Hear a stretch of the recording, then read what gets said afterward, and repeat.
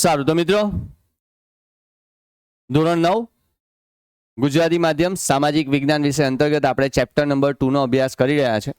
પ્રથમ વિશ્વયુદ્ધ અને તેના પરિબળો.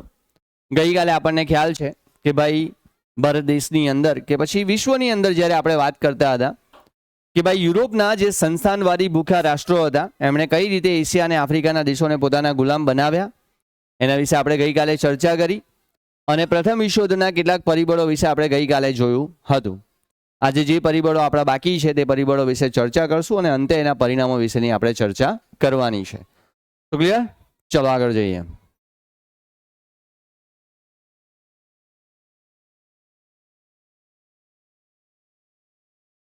ચલો યુદ્ધ અંગેનું તત્વજ્ઞાન. તત્વજ્ઞાન માટેનો અંગ્રેજી શબ્દ કયો છે ખબર છે? લોજિક છે, વિચારસરણી. એના માટે શું કહેવાય? તત્વજ્ઞાન એટલે કે વિચારસરણી. વિચાર બદલાઈ ગયા. લોકો યુદ્ધને એટલું બધું સારું સમજવા માંડ્યા કે યુદ્ધ એ જ કલ્યાણની નીતિ છે. જો તમારે તમારું કલ્યાણ કરવું હોય તો યુદ્ધ કરવું પડશે. જો તમે દુનિયાના દેશોમાં પોતે શક્તિશાળી બનવા માંગો છો તો તમારે યુદ્ધ કરવું પડશે. અહીંયા આવે છે યુરોપમાં હવે યુદ્ધ એ જ કલ્યાણની નીતિ બની ગઈ. એટલે કે જો તમારે તમારું કલ્યાણ કરવું હોય તો હવે તમારે શું કરવું પડશે? યુદ્ધ કરવું પડશે. આ ટ્રીટ્સ નામના જર્મન લેખકે તો સિદ્ધાંત પ્રચલિત કરી દીધો કે શક્તિમાનને જ જીવવાનો હક છે. પેલો શક્તિમાન નહીં, શક્તિમાન. હા, એ શક્તિમાનની વાત કરતો જ નથી. શક્તિમાન એટલે કે જેનામાં હિંમત છે, જે દુનિયાના બીજા દેશોને હરાવી શકે છે, એવા શક્તિશાળી દેશને જ હવે શું છે? જીવવાનો હક છે. હા, ધ્યાન આપો ભૈયા. યુદ્ધ એ રાષ્ટ્રીયની જરૂરિયાત છે. એટલે કે જો લોકોના વિચાર બદલાઈ ગયા, લોકોની વિચારસરણી બદલાઈ ગઈ, લોકો યુદ્ધ માટે કંઈક નવું લોજિક અપનાવતા થઈ ગયા. યુદ્ધ એ કલ્યાણની નીતિ બની ગઈ. યુદ્ધ એક રાષ્ટ્રની જરૂરિયાત બની ગઈ. ને કેટલાક લેખકોએ તો ત્યાં સુધી જણાવી દીધું કે જો તમે શક્તિમાન છો, એટલે કે જો તમારામાં શક્તિ છે અને તમે બીજા દેશોને હરાવી શકો છો તો જ તમને જીવવાનો અધિકાર છે. બાકી તો હવે તમને જીવવાનો અધિકાર પણ નથી.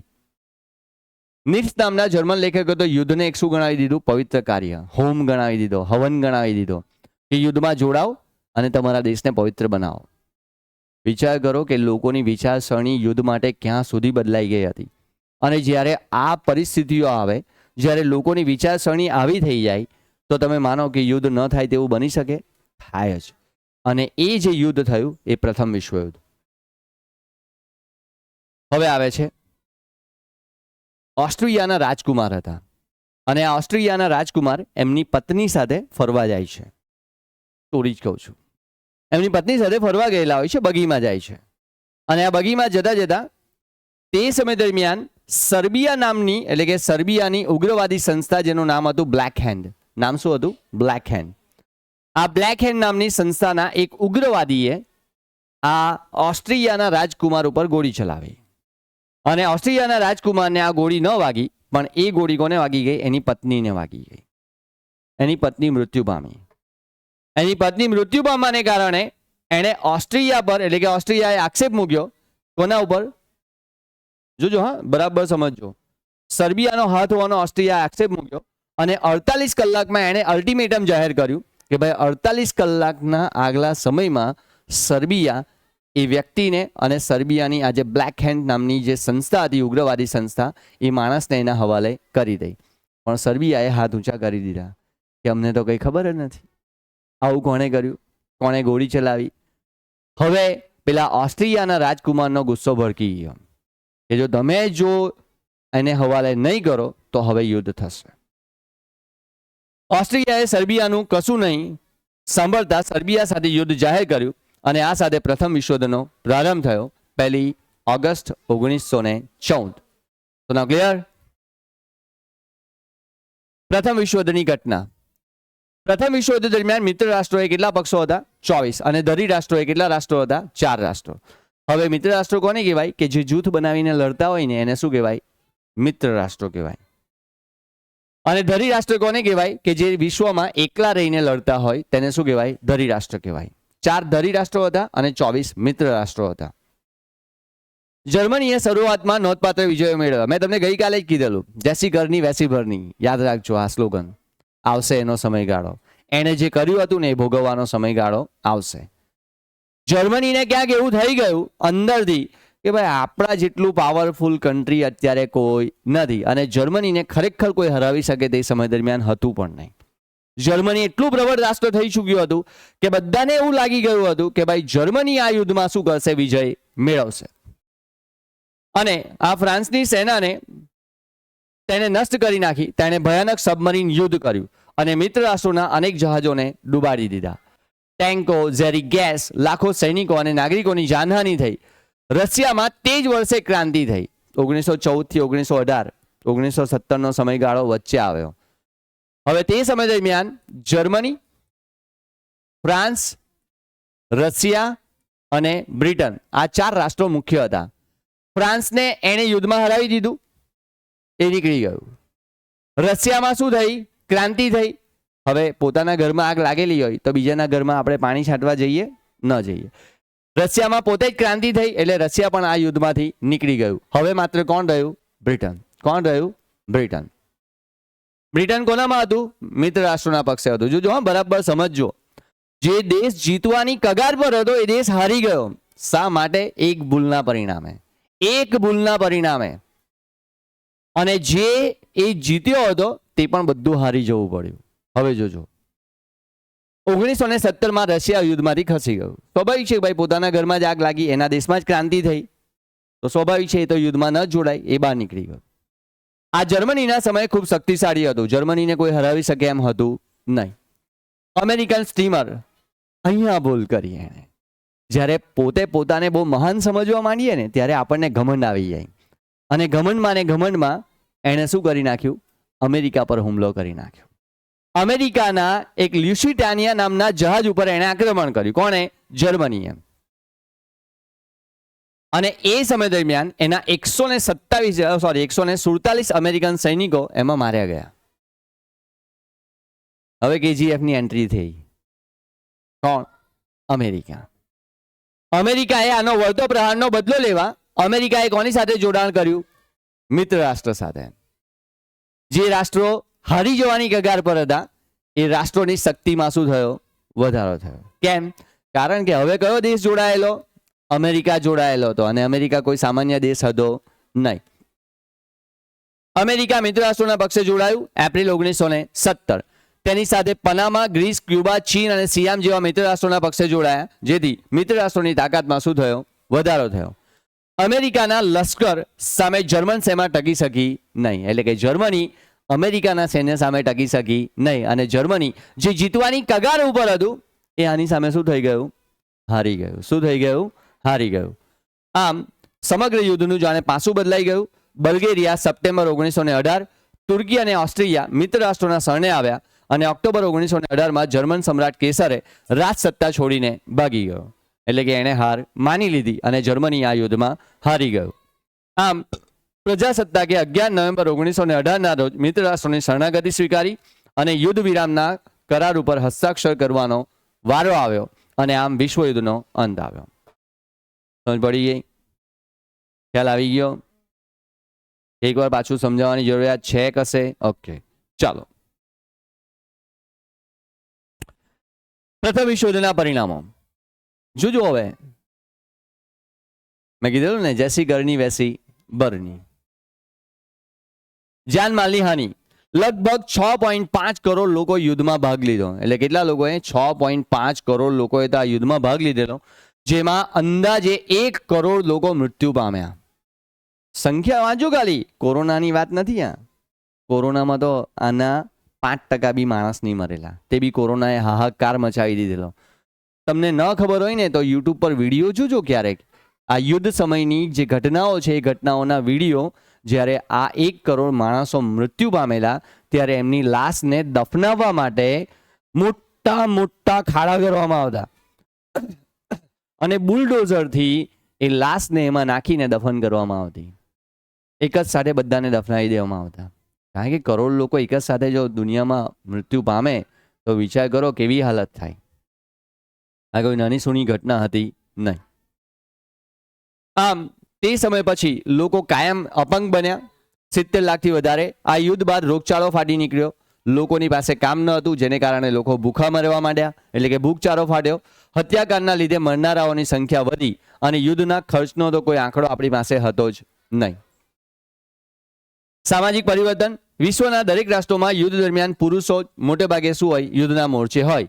તો યુદ્ધ સમયે ઘરની જવાબદારી કોના માટે આવી પડી? સ્ત્રીઓના માટે આવી પડી, કારણ કે બધા તો પુરુષો તો ક્યાં હતા? યુદ્ધમાં હતા. તો જવાબદારીઓ કોના માથે આવી? સ્ત્રીઓને માથે આવી. ઘરની 4 દિવાલમાં પહેલા રહેવાવાળી જે સ્ત્રીઓ હતી હવે કેવી બની ચૂકી હતી? વ્યવસાયિક ક્ષેત્રે સફળતાપૂર્વક પોતાની જવાબદારીઓને સંભાળી લીધી. એટલે હવે પેલું સ્વાભાવિક છે કે સ્ત્રીઓને હવે શું થાય? પુરુષ સમોવડી હોવાનો અહેસાસ થાય કે મારામાં અને પુરુષમાં હવે કોઈ કમી નથી. એ કામ કરી શકે છે તો હું પણ કામ કરી શકું છું. વિચારધારાઓ બદલાઈ ગઈ, સામાજિક પરિવર્તનો આવ્યા. તેમાંથી તેમના પુરુષ સમોવડી હોવાના આત્મવિશ્વાસમાં વધારો થયો. તેમનામાં સમાનતાની લાગણી જન્મી. પરિણામે સ્ત્રી મતાધિકારની માંગ ઉઠી. યુદ્ધ દરમિયાન જનજીવન જરૂરિયાતની ચીજ વસ્તુઓનું ઉત્પાદન ઘટી ગયું. એ તો અત્યારે પણ ઘટી જાય જો યુદ્ધ થાય તો, કારણ કે પછી મોટાભાગેના પૈસા ક્યાં જાય? યુદ્ધના ખર્ચ માટે જ જાય અને જીવન જરૂરિયાતની વસ્તુઓનું ઉત્પાદન શું થઈ જાય? ઘટી જાય. આમ તે સમય દરમિયાન અછત, બેકારી, ભૂખમરો, હડતાલ અને તાળાબંધી જેવી સમસ્યાઓ ઊભી થઈ. લોકો અપાર મુશ્કેલીઓ વેઠતા હતા. મુશ્કેલીઓની તો કોઈ કમી હતી જ નહીં, પરંતુ આ યુદ્ધે મુશ્કેલીઓમાં શું કર્યો? વધારો કર્યો. અને તે સમય દરમિયાન લોકોની હાલત વધારે દયનીય બનેલી જોવા મળી. ક્લિયર? સમજ પડે છે ભાઈ? ઓય આ બાજુ ભાઈ કલાકાર, ખ્યાલ આવે છે ને મિત્ર? હા, હવે જોજો વર્સેલસની સંધિ. અહીંયા પેલું સ્લોગન આવશે, જૈસી ઘરની વૈસી બરની. કોને હરાવેલું? ફ્રેન્કફર્ટની સંધિમાં ફ્રાન્સને કોને હરાવેલું? જર્મનીએ. એના પર શું કરેલું? જોગમી કરેલી કે તારા 15 વર્ષ માટે કયા 2 પ્રદેશો? આલ્સેસ અને લોરેન્સ કોને આપવાના? હવે જર્મનીને. કેમ? કારણ કે ફ્રેન્કફર્ટની સંધિ ક્યારે થયેલી? કયું યુદ્ધ હારી ગયેલું? સેડાનની લડાઈમાં. કોણ હારેલું? જર્મની સામે ફ્રાન્સ હારેલું. અને એટલા માટે એણે પોતાના જે ખનિજ સમૃદ્ધ પ્રદેશો હતા એને કેટલા વર્ષ માટે? 15 વર્ષ માટે જર્મનીને આપવા પડેલા, બળજબરીપૂર્વક. હવે કોણ જીતું? મિત્ર રાષ્ટ્રોમાં કોણ હતું? ફ્રાન્સ હતું ને, કારણ કે ફ્રાન્સ કોના પક્ષે હતું? મિત્ર રાષ્ટ્રોના પક્ષે હતું. અને હવે કોણ જીતું? મિત્ર રાષ્ટ્રો જીતી ગયા. તો હવે વારો કોનો આવ્યો? ફ્રાન્સનો આવ્યો. બધું જે હારી ગયેલું હતું એ પાછો મેળવવાનો સમય કોનો આવ્યો? હવે ફ્રાન્સનો આવ્યો. પ્રથમ વિશ્વયુદ્ધના અંતિમ ચરણમાં જર્મની દ્વારા મિત્ર રાષ્ટ્રોની બિનશરણાગતિ સ્વીકારવાનો સ્વીકાર થતા યુદ્ધનો અંત આવ્યો. જર્મની પાસે કોઈ રસ્તો હતો જ નહીં, કારણ કે જર્મની હવે એની સામે ટકી શકે એમ હતું નહીં, મિત્ર રાષ્ટ્રો સામે. અને એટલા માટે એણે શરણાગતિ સ્વીકારી લીધી અને રાજકેસર જે એનો સમ્રાટ હતો એ સત્તા છોડીને ભાગી ગયો. આમ ત્યારબાદ મિત્ર રાષ્ટ્રોએ રાજધાની પેરિસ ખાતે શાંતિ પ્રક્રિયા હાથ ધરી અને જેમાં 58 જેટલા કમિશનો રચાયા, જેમાં 145 બેઠકો યોજવામાં આવી અને પેરિસ શાંતિ સંમેલનમાં જર્મની પાસે સમજૂતી કરાવવામાં આવી. ધ્યાન રાખજો, બંદૂકની અણી ઉપર સહી કરાવવામાં આવી એની. જો તું નહીં માને ને તો જર્મની પૂરું થઈ જશે. એટલે તારે આ હસ્તાક્ષર કરવા જ પડશે અને આ સંધિ સ્વીકારવી પડશે. કઈ સંધિ? વર્સેલસની સંધિ. પણ ધ્યાન રાખજો, ભૂલ અહીંયા પણ થઈ. દ્વિતીય વિશ્વયુદ્ધના બીજ અહીંયા વવાઈ ચૂક્યા હતા, કારણ કે જર્મનીને આની સાથે બહુ ખોટું કરવામાં આવેલું. બધો જ યુદ્ધનો દંડ કોના ઉપર લાદી દેવામાં આવ્યો? જર્મની ઉપર. અને બધા જ દેશો જે મિત્ર રાષ્ટ્રો હતા એ બધાએ હવે કોની પાસે પૈસા વસૂલ કર્યા? જર્મની પાસે. પણ બહુ મોટી તકલીફ હતી, કારણ કે જર્મનીએ તો યુદ્ધમાં આમ પણ બહુ બધું હારી ચૂક્યું હતું અને હવે આટલા પૈસા આ બધા દેશોને ચૂકવે કઈ રીતે? તે પણ એક મોટો પ્રશ્ન હતો. વર્સેલસના સીસ મેરેજ પેલેસ ખાતે કરવામાં આવી. આ વર્સેલસની સંધિ તરીકે ઓળખાય. વર્સેલસની આ સંધિમાં 4 પ્રકારની જોગવાઈ હતી. સૌથી પહેલી પ્રાદેશિક વ્યવસ્થા, લશ્કરોમાં ઘટાડો અને નિશસ્ત્રીકરણ, એટલે કે યુદ્ધને હવે પ્રોત્સાહન આપી શકાશે નહીં જર્મનીથી અને પોતાના દેશની અંદર કોઈ શસ્ત્રોનું ઉત્પાદન કરી શકાશે નહીં. નિશસ્ત્રીકરણ. યુદ્ધમાં વળતરના હપ્તાની ગોઠવણી. ભલે તું કઈ નહીં એક સાથે ન આપી શકે તો કઈ નહીં, પણ ઈએમઆઈ ચૂકવી દેવાના આ બધા દેશોને. ઈએમઆઈ પ્રમાણે તારે પૈસા ચૂકવવાના રહેશે. કોને કીધું? જર્મનીને. અન્ય જોગવાઈઓ. આ સંધિમાં અમેરિકન પ્રમુખ વુડ્રો વિલ્સન, બ્રિટિશના વડાપ્રધાન લોર્ડ જ્યોર્જ, જોજો કયા કયા દેશો આવે? અમેરિકા આવી ગયું, બ્રિટિશ એટલે કે બ્રિટન આવી ગયું, ફ્રાન્સ આવી ગયું, વડા કેલેમેન્સોએ અને ઇટાલીના ઓર્લેન્ડોએ મહત્વની કામગીરી કરી. જોજો આ બધા મિત્ર રાષ્ટ્રો ભેગા થઈ ગયા, આવે જૂથ બનાવી દીધું એ લોકોએ. અને આ યુદ્ધમાં જર્મનીને જવાબદાર ગણાયું. જર્મની ઉપર 6.5 અબજ પાઉન્ડનો દંડ લાદવામાં આવ્યો. તમને એમ થાય કે સાલું 6.5 અબજ ખર્ચી નાખે, એમાં હું થાય કે બહુ મોટી રકમ છે. ગાંડાઓ, આપણે બહુ મોટી ભૂલમાં છે. આ કયો સમયગાળો છે? 1914નો કે 1918નો સમયગાળો છે, બરાબર ને? રાઈટ ને? તમને ખબર છે ઇન્ટરનેશનલ માર્કેટમાં આપણી વેલ્યુએશન મનીની શેના આધારે થાય? ગોલ્ડના આધારે થાય. શેના આધારે થાય? ગોલ્ડ. જેની પાસે સોનું એટલું એ દેશ અમીર. 1901માં આપણા ભારત દેશની અંદર સોનાની કિંમત હતી 2 રૂપિયા ને 25 પૈસા તોલા. યસ, હું મજાક કરતો જ નથી ને મને શોખ પણ નથી. આજે કેટલી છે? લગભગ સમથિંગ 1,47,000ની આસપાસ આજે 1 તોલા સોનાની કિંમત છે.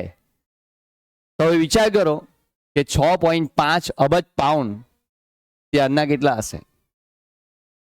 ક્યાંથી લાવે? જર્મની પૂરું થઈ ગયું. જર્મની આમાંથી ઊભું થાય તેવી શક્યતા હતી જ નહીં. આ યુદ્ધ દંડ લાદવામાં આવ્યો. હવે વારો આવ્યો ફ્રાન્સનો. ફ્રાન્સ પર કંઈ છોડવાનું હતું?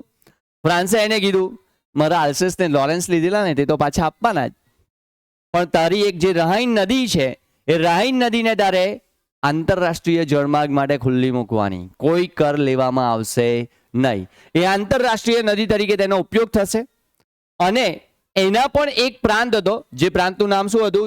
જર્મનીનો રૂહર પ્રાંત. નામ શું હતું? રૂહર. આ રૂહરને હવે તારે 15 વર્ષ માટે જેટલું પણ ખનીજ નીકળે એ બધું ખનીજ આ મિત્ર રાષ્ટ્રોને તારે આપવાનું રહેશે. આવ્યું? જેસી કરની વેસી ભરની. એણે જેવું કરેલું ફ્રાન્સ સાથે, ફ્રાન્સે પણ એવું જ કર્યું એની સાથે. આમ આ ફ્રાન્સને આપવા પડ્યા અને રાઇન નદી આંતરરાષ્ટ્રીય જળમાર્ગ માટે ખુલ્લી મૂકવી પડી. ફ્રાન્સની સરહદે આવેલા રાઇનલેન્ડ પ્રદેશમાં કિલ્લેબંધી કરવામાં આવી, જેમાં એટલે કે હવે કોઈ કિલ્લેબંધી થઈ શકશે નહીં. અને ખનિજ સમૃદ્ધ પ્રદેશ 15 વર્ષ માટે કોને આપવા પડ્યા? ફ્રાન્સને આપવો પડ્યો. આમ મોટાભાગના સંસ્થાનો પડાવી લેવાયા. આલ્સેસ અને લોરેન્સ પ્રાંત પણ કોને આપવા પડ્યા? પરત ફ્રાન્સને આપી દેવા પડ્યા. આમ આ ઉપરાંત દર વર્ષે મોટી માત્રામાં ત્યાંથી કોલસો, લોખંડ અને ફ્રાન્સ મિત્ર રાષ્ટ્રોએ યુદ્ધના વળતર તરીકે લેવાની શરૂઆત કરી દીધી. અને જર્મનીની એમ પણ હાલત ખરાબ થઈ ચૂકી હતી અને જે ખનિજ હતું તે પણ બધું હવે કોણ લૂંટી રહ્યા હતા? આ મિત્ર રાષ્ટ્રો લૂંટી રહ્યા હતા. આ તમામ શરતો ઉપર જર્મની પાસે બંદૂકની અણીએ બળજબરીથી સહી કરાવવામાં આવી. એને કરવી ન હોય તો પણ કરવી જ પડે એમ હતું, કારણ કે જો ન કરે તો આ બધા દેશો એના પર ચડાઈ કરી દે અને જર્મનીને પૂરું કરી નાખે. આમ જર્મન પ્રજામાં હતાશા આવી, નિરાશા જોવા મળી અને પરિણામે જર્મનીનું અર્થતંત્ર છિન્ન ભિન્ન થઈ ગયું. શું ક્લિયર? સમજ પડી ગઈ? પ્રેમ ખ્યાલ આવે છે બેટા? પાછળ મિત્રો સમજ પડે છે ને ભાઈ? આ બાજુ દીકરાઓ ખ્યાલ આવે છે?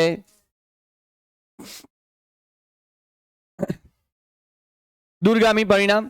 આ યુદ્ધમાં પરાજિત રાષ્ટ્રો સાથે સંધિ કરવામાં આવી અને વેરની ભાવના વધી. સ્વાભાવિક છે કે ક્યારેક બળજબરીપૂર્વક કોઈ સંધિ કરવામાં આવે તો જર્મની હવે અંદર પોતે એટલું બધું છિન્ન ભિન્ન થઈ ચૂક્યું હતું કે એ પણ રાહ જોતું હતું કે ફરીથી મારો સમય આવશે અને મારો સમય આવશે ત્યારે હું આ દેશોને બતાવીશ. આવ્યો પણ.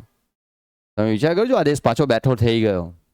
વિચારવા જેવી વાત છે કે આ દેશ પાછો બેઠો થયો ને પાછું દ્વિતીય વિશ્વયુદ્ધ પણ કર્યું.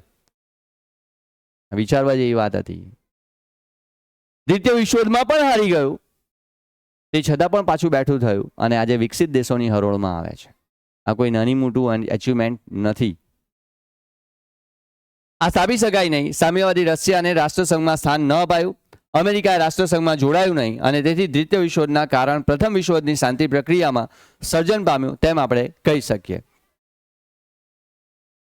રશિયામાં થયેલી બોલ્શેવિક ક્રાંતિ, એને રશિયન ક્રાંતિ તરીકે પણ ઓળખવામાં આવે છે અને બોલ્શેવિક ક્રાંતિ પણ તરીકે ઓળખવામાં આવે છે. ઈસવીસન 1917માં રશિયન ક્રાંતિ થઈ, જે વિશ્વના ઇતિહાસથી એક અગત્યની ઘટના ગણાય છે. તે સમય દરમિયાન છે ને રશિયાની અંદર 300 વર્ષ જૂનું શાસન હતું. કેટલા વર્ષ જૂનું? 300 વર્ષ જૂનું ઝારશાહી શાસન. ઝાર નિકોલસ કહેવાતો. એને શું કહેવાતો? ઝાર નિકોલસ. રાજકીય પરિબળોમાં રશિયાની પ્રજા ઝારશાહીના દમન નીચે કચરાતી હતી. એટલે કે એ લોકોને બહુ દમન ગુજારતો આ રાજા. એ જેમ કહે ને તેમ જ કરવાનું એના રાજ્યની અંદર. બીજી પ્રજા એની અંદર બીજું કંઈ કરી શકે નહીં. ને સ્વાભાવિક છે, જો હુકમી હોય ને ત્યારે ત્યાંની પ્રજા શું થાય? આમાં લૂંટાય. ત્યાંની પ્રજા શું થાય? આમાં દુઃખમાં જીવે. રશિયામાં વંશ પરંપરાગત બધા જ રાજા જે જાર રાજા હતા એ બધા કેવા નીકળ્યા? આપખુદ જ નીકળ્યા, પોતાની મરજી પ્રમાણે પ્રજા પાસે કામ કરાવતા. આમ નિરંકુશ શાસન ભોગવતા. જારના શાસનમાં પ્રજાને કોઈ અધિકાર હતા જ નહીં. પ્રજા ઉપર રાજાઓની આપખુદ જારશાહી એટલી બધી વધી અને કઠોર હતી કે કોઈ વ્યક્તિ અધિકારની માંગણી કરે તો તેના પર અત્યાચાર કરવામાં આવતો, તેના પર કોળા વરસાવવામાં આવતા, અને જો ન માને તો એને દુનિયાનો સૌથી ઠંડો પ્રદેશ વર્ખોયાન્સ્ક, નામ શું છે? વર્ખોયાન્સ્ક. -45 ડિગ્રી સેલ્સિયસ તાપમાન હોય છે. -45 ડિગ્રી સેલ્સિયસ એટલે તમે ગ્લાસમાં પાણી ભરો ને એને એમાં ઉછાળો ને એટલે બરફ પડીને નીચે પડે, એટલું ઠંડુ વાતાવરણ. અને ત્યાં એને મોકલી આપવામાં આવતો. હાડ થીજવી દે તેવી ઠંડીમાં એને રહેવું પડતું અને લાંબો સમય જીવતો નહીં. આ જુલ્મ ગુજારવામાં આવતો અને સાયબિરિયાની હાડ થીજવી દે તેવી કાતિલ ઠંડીમાં મોકલીને સજા કરવામાં આવતી. આ અનિયંત્રિત અને અત્યાચારી રાજાશાહી પ્રજા માટે દુઃખ અને ગરીબાઈ યાતનાઓનું કારણ બની ગયું. રશિયાના ખેડૂતો, ખેતદાસો, મજૂરો પુષ્કળ કામ કરતા પણ એમને વળતર આપવામાં આવતું નહીં. તેમની સ્થિતિ કંગાળ બની હતી. હવે તે સમય દરમિયાન ક્રિશ્ચન ધર્મ પાળતા એ લોકો, અને ત્યાંના એક પાદરી હતા જેનું નામ હતું ફાધર ગેપોન. નામ શું હતું? ફાધર ગેપોન. આ ફાધર ગેપોન એક વિશાળ સરઘસ આકારે લોકો જારના નિવાસ એટલે કે નિવાસ સ્થાન વિન્ટર પેલેસ. નામ શું હતું? Winter palace.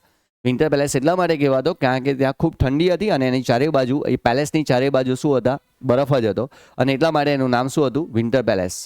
પેલું ડિસ્નીના પિક્ચરો જોઈએ ને ત્યારે આપણને જોયું ઘણી વાર મહેલ બતાવે, એવો પેલેસ હતો ત્યાં. દિવસ કયો હતો? 22મી જાન્યુઆરી 1905. વિશ્વના ઇતિહાસમાં આને લોહિયાળ રવિવાર તરીકે ઓળખવામાં આવે છે. કયા નામે ઓળખાય છે? લોહિયાળ રવિવાર. કેમ તે જોઈએ. આ તમામ લોકો નિશસ્ત્ર હતા, એ લોકોની પાસે કંઈ હતું નહીં. જારના રાજાનો માત્ર ફોટો હતા અને એ ફોટો લઈને એ લોકો ત્યાં જતા હતા, અને એમાં એવું લખ્યું હતું કે પ્રભુ ગોરો નાનો પ્રભુ ઘણું જીવો, એટલે કે તમે આ રાજ્યને ચલાવો, જીવો, પરંતુ અમને પણ જીવવા દો. આ રશિયાનો ગોરો નાનો પ્રભુ ઘણું જીવો જેવા સૂત્રો લખેલા હતા. આ નિર્દોષ લોકો ઉપર જારના લશ્કર દ્વારા અંધાધૂંધ ગોળીબાર કરી દેવામાં આવ્યો. ત્યાંના રાજા એને જવાબ જણાવી દીધું કે ભાઈ એ લોકો પર ગોળીબાર કરી દેવું, આપણે અહીંયા આવતા હોય ને એ લોકોને આવવા દેવાના નથી. અને લોકોએ અંધાધૂંધ ગોળીબાર કરી પણ દીધો સૈનિકોએ, અને અચાનક નિર્દોષ લોકો ત્યાં મૃત્યુ પામ્યા. જે સેન્ટ પીટર્સબર્ગનો જે બરફ હતો એ લોહીથી છવાઈ ગયો. એટલું બધું લોહી ઢોળાયું અને આખો જે બરફ હતો ત્યાંનો એ પેલેસની આજુબાજુનો બધો કેવો થઈ ગયો? લાલ થઈ ગયો. આ દિવસને ઇતિહાસમાં કયા નામે ઓળખાય છે? મેં કીધું તેમ કયા દિવસને? 22મી જાન્યુઆરી 1905ના દિવસને લોહિયાળ રવિવાર તરીકે ઓળખાય છે. આ અરસામાં રશિયાના જાપાન યુદ્ધ થયું અને રશિયાને નાનકડા રાષ્ટ્ર સામે પેલું એક તમે વિચાર કરજો, રશિયા અને જાપાન બંને વચ્ચે યુદ્ધ થયું. જાપાન આટલું ખોબા જેવડું અને રશિયા બહુ મોટું, તે છતાં જાપાને રશિયાને યુદ્ધમાં હરાવી દીધું. અને રશિયાની વાત છે આ. અને ત્યાં કોનું શાસન હતું? જારના રાજાનું. લોકોને ખ્યાલ આવી ગયો કે સાલા આ તો પૂચકારી ગયા, આપણે જેનાથી આટલું બધું ગભરાઈએ છીએ એને પેલા ખોબા જેવડા દેશે હરાવી દીધા. હવે લોકો એના વિરોધ કરવાની શરૂઆત કરી. એમની નબળી જે છતી એટલે કે એમની જે નબળાઈઓ હતી જારશાહી શાસનની બધી છતી થઈ ગઈ, અને આ રશિયન પ્રજાનો રોષ પારખીને શાંત કરવા વર્ષોથી નહીં બોલાવાયેલી પેલી જે ડુમા પરિષદ હતી એ લોકોના રાજ્ય વ્યવસ્થાની, એ ડુમા પરિષદને બોલાવી પણ એમાં કોઈ શાંતિ થાય એવા કોઈ પ્રયત્નો થઈ શક્યા નહીં, અને ડુમા પરિષદ નિષ્ફળ ગઈ. આમ આ ડુમા બોલાવવામાં આવી પરંતુ તે પ્રજાને સંતોષ પામી શકે તેવા કોઈ પગલાં ભરી શકાયા નહીં. આમ 8મી માર્ચ 1917ના દિવસે પેટ્રોગ્રાડના કચરાયેલા કામદારોએ હડતાલ પાડી અને આ ઘટનાને દબાવી દેવા માટે જાર લશ્કર મોકલવામાં આવ્યું, પરંતુ લશ્કર ગોળીબાર કરવાની ના પાડી દીધી. આ વખતે ના પાડી સ્પષ્ટ કે અમે અમારા દેશના લોકો ઉપર ગોળીબાર કરશું નહીં.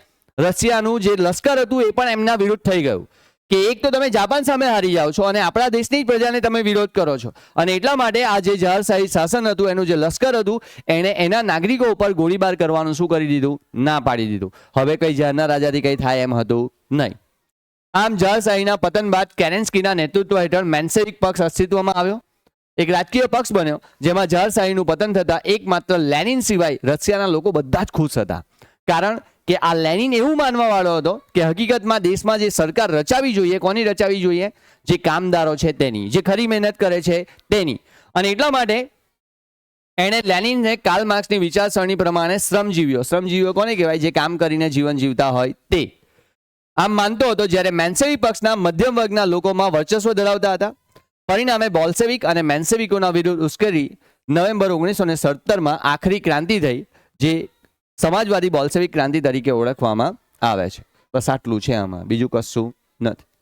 ને આ ટૂંકનો 3 માર્કમાં પૂછાય છે, ધ્યાન રાખજો. ન સમજ પડે તો કાલે પણ મને કહેજો, હું કાલે પણ ચલાવીશ, પણ મોઢે કરજો એ કમ્પલસરી.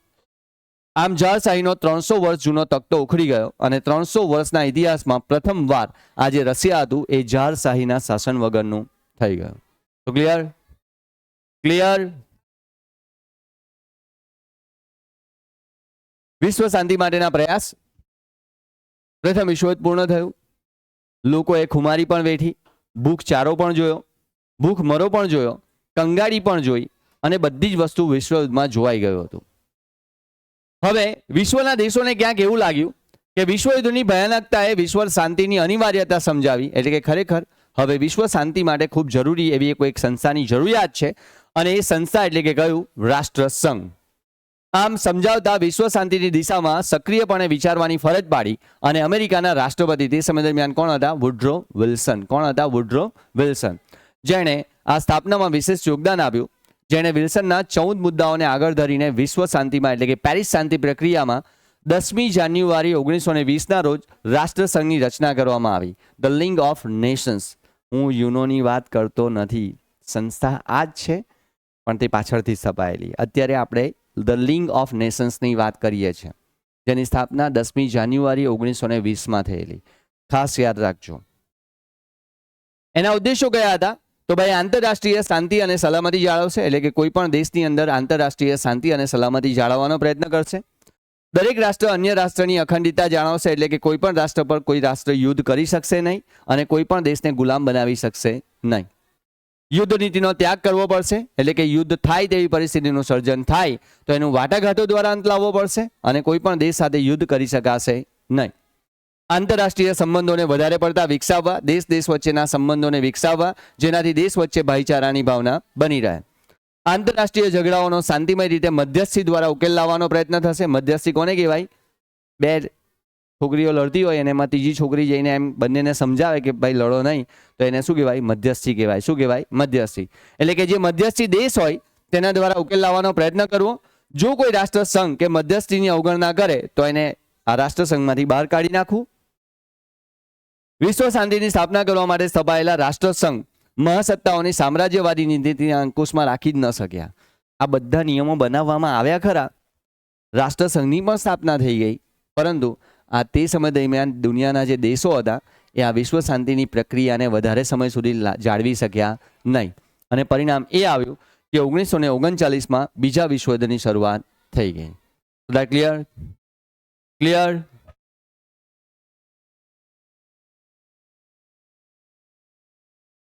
તો મિત્રો, સામાજિક વિજ્ઞાન વિષયની અંદર 9મા ધોરણની અંદર આપણે ચેપ્ટર 2નો અભ્યાસ કર્યો. પ્રથમ વિશ્વયુદ્ધ, તેના કારણો અને પરિબળો વિશે આપણે વાત કરી, જેની અંદર આપણે પ્રથમ વિશ્વયુદ્ધને લગતા કારણો, એના પરિબળો વિશે વાત કરી. ધ લીગ ઓફ નેશન્સ એટલે કે રાષ્ટ્રસંઘ, જેની સ્થાપના 10મી જાન્યુઆરી 1920ના રોજ થઈ હતી, એના ઉદ્દેશ્યો વિશે વાત કરી અને ઈસવીસન 1917માં બોલ્શેવિક પક્ષ અને મેન્સેવિક પક્ષ વચ્ચે થયેલી જે રશિયન ક્રાંતિ હતી તેના જવાબદાર કારણો વિશે, 22મી જાન્યુઆરી 1905ના દિવસને જે લોહિયાર રવિવાર તરીકે ઓળખવામાં આવે છે એના કારણ વિશે પણ આપણે વાત કરી. તો આઈ હોપ કે આજે જે કંઈ પણ ટોપિકો આપણે ચર્ચા કરી છે, ભણ્યા છે, એવા દરેક ટોપિકોની અંદર આપ દરેક વિદ્યાર્થીને સારી રીતે સમજ પડી ચૂકી હશે. એ સમજીને આજનો આ જે ક્લાસ છે આપણે પૂર્ણ કરીએ છીએ. આવતીકાલે આપણે એક નવા ચેપ્ટરની સાથે એટલે કે હવે પછીના લેક્ચરમાં એક નવા ચેપ્ટર સાથે પાછા મળીશું. Thank you.